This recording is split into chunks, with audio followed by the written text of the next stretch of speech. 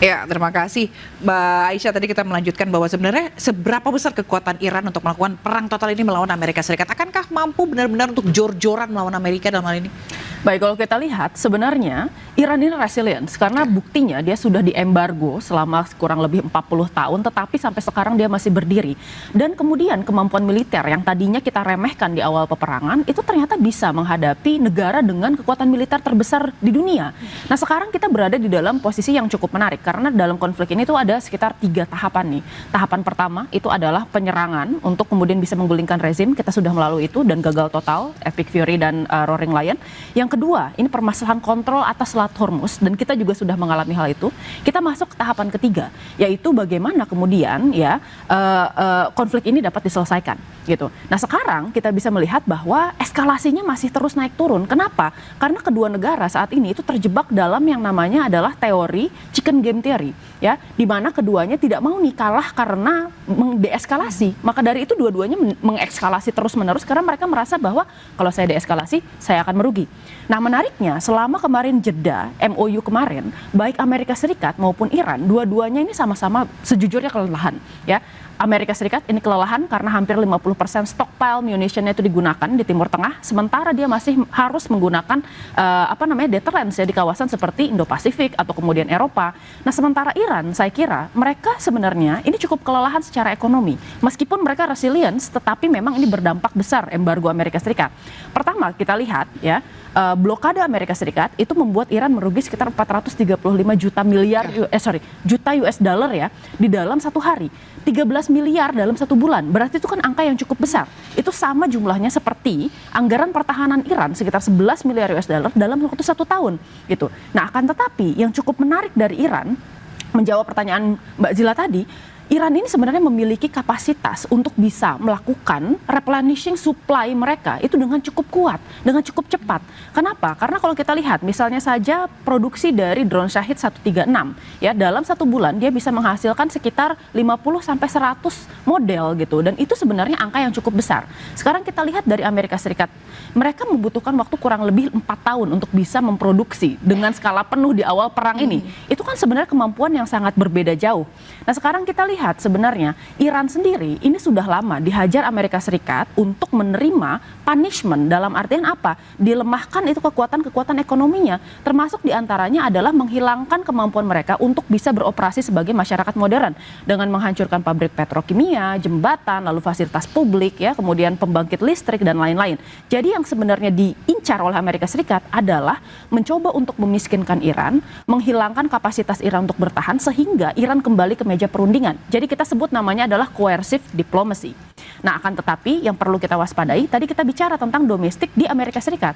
Lalu kemudian sekarang kita bicara juga tentang domestik di Iran. Karena sekarang sudah mulai ada perpecahan antara kubu progresif dengan kemudian kubu konservatif yang kemudian dipimpin oleh Mojtaba Khamenei. Tapi Mbak Aisyah, kalau kita lihat strateginya Iran ini cenderung menyerang begitu ya negara-negara teluk, bukan armada dari Amerika Serikatnya sendiri. Iya, karena kita melihat bahwa Iran ini saat ini memiliki banyak sekali kemudian rudal, tetapi yang paling banyak stockpile-nya itu adalah yang jangka jarak dekat dan kemudian jarak menengah.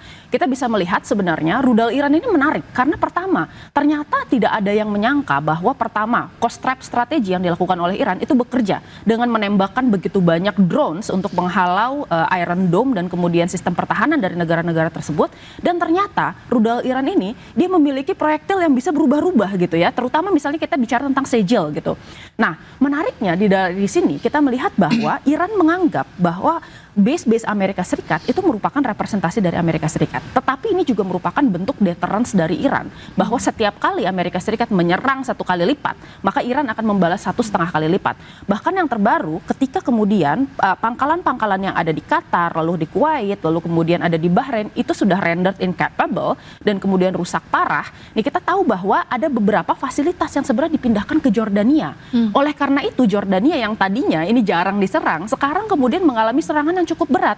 Ini kan mengatakan sebenarnya sebuah pesan dari Iran bahwa kemanapun Amerika Serikat lari di kawasan tersebut, kita akan tetap kejar, gitu ya. Jadi ini merupakan sebenarnya bentuk deterrence dari Iran, dan retaliasi attack yang kemudian bisa dilihat ini membuat Amerika Serikat sebenarnya semakin terisolasi dari negara-negara GCC yang awalnya solid mendukung mereka. Lalu kemarin kita lihat sekarang sudah mulai ada variasi sebenarnya posisi, mulai dari Arab Saudi, lalu Kuwait, UAE, mereka sekarang berbeda-beda. Kalau Arab Saudi saya kira sampai sekarang masih solid untuk kemudian bisa menekankan sebenarnya jalur diplomasi. Dilihat dari bagaimana sebenarnya perwakilan mereka hadir di pemakaman Ali Khamenei. Tetapi kan kalau kita lihat UAE misalnya, dia sudah normalisasi hubungan dengan Israel. Lalu kemudian sekarang dia juga memindahkan baterai Iron Dome dari Israel ke negaranya. Dan ini memperlihatkan sebenarnya seberapa dekat hubungan mereka berdua. Belum lagi misalnya Oman yang sampai sekarang itu dekat dengan Iran juga dan berusaha untuk bernegosiasi. Mungkin ini Bapak bisa menjelaskan lebih lanjut karena keahliannya di Timur Tengah. Tapi yang kita lihat sekarang ini semakin kompleks, dan negara-negara Arab Teluk ini berusaha untuk menahan diri agar tidak sampai menjadi belligerent atau pihak yang bertempur dalam peperangan Amerika Serikat, Iran dan Israel ini. Baik, kalau Pak Tabrani sepakat dengan Mbak Aisyah atau ada catatan sendiri? Gini ya, kita lihat itu sebenarnya kalau meja perundingan kembali dipaksakan gitu, itu kan banyak sekali sayap-sayap Iran yang mulai dipatahkan. Misalnya sayap politiknya di Hamas, di Hizbullah gitu. Hizbullah itu kan sekarang sedang dibuat satu kondisi. Presiden Lebanon kan sudah meminta kepada Iran untuk tidak terus-menerus campur tangan dalam urusan Lebanon gitu. Jadi Iran disuruh pulang. Nah, sekarang Hizbullah itu supaya terjadi perdamaian dengan Israel, salah satu syarat dari pemerintah Israel kan Hizbullah harus dilucuti senjatanya. Sekarang yang akan melucuti senjatanya itu diminta itu pemerintah Syria gitu. Karena di sini Umar Syara itu ya, dia kan ada bertemu di situ, ada sakit hati orang Syria ketika rezim Assad itu kan katanya hampir 500.000 orang Sunni Syria itu menjadi korban ya.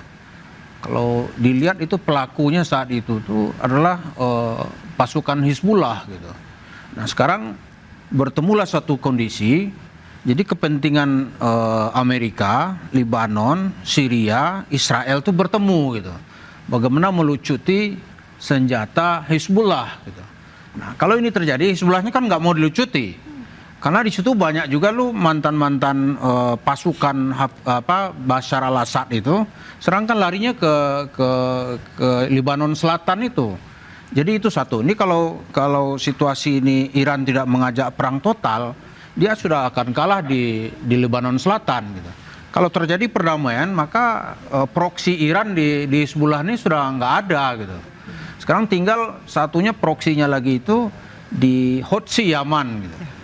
Kita kira Houthi nggak akan berani menutup Selat Hormuz, Babul Mandab gitu.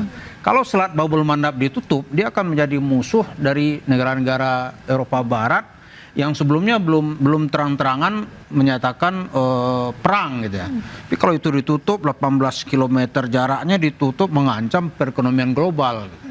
Kalau Selat Hormuz ditutup, itu kan ada tutup buka gitu kan. Harga minyak naik, turun, naik gitu.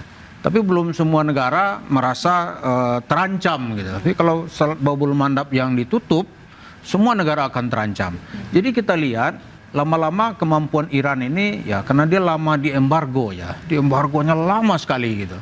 Kemudian membuat dia tuh sulit secara ekonomi itu setelah Selat Hormuz ditutup total oleh Amerika gitu. Berat sekali dia. Karena makanya juga udah kasihan sekarang kan ya. Iya, berat sekali dia. Karena itu ya yang diserang itu ya yang seperti tadi itu yang rudal-rudalnya jaraknya itu yang menjangkau negara-negara di seberang laut mereka gitu.